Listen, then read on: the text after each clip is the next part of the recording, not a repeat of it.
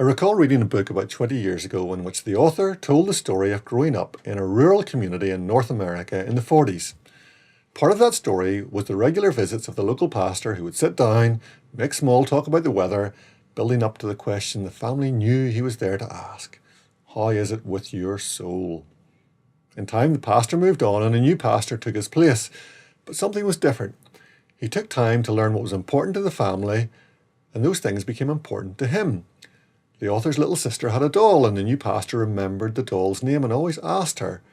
He remembered the name of the family dog, and when he asked about the weather, he wasn't just making small talk, because he understood that weather was vitally important to a farming family.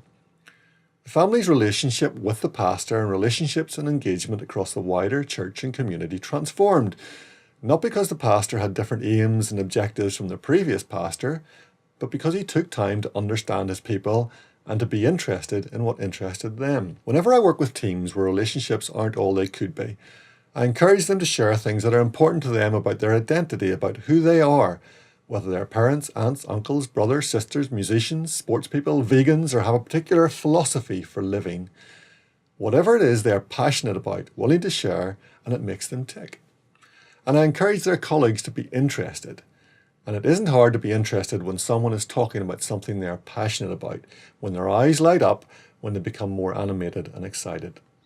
Some people tell me they leave their personal lives at home, and it's unprofessional to bring it to work.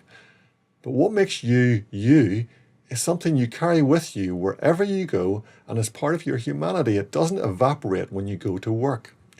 Knowing your colleagues, being interested in them and what makes them tick, has the potential to transform your workplace, to turn functional bodies you put up with into interesting, motivated people with strong working relationships. It puts the humanity back in the workplace, and when we are fully human, we can be our best, most productive selves.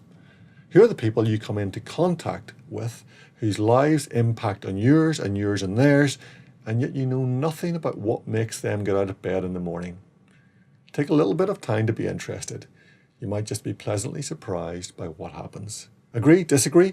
If you find this vlog helpful, please do comment, share, or like.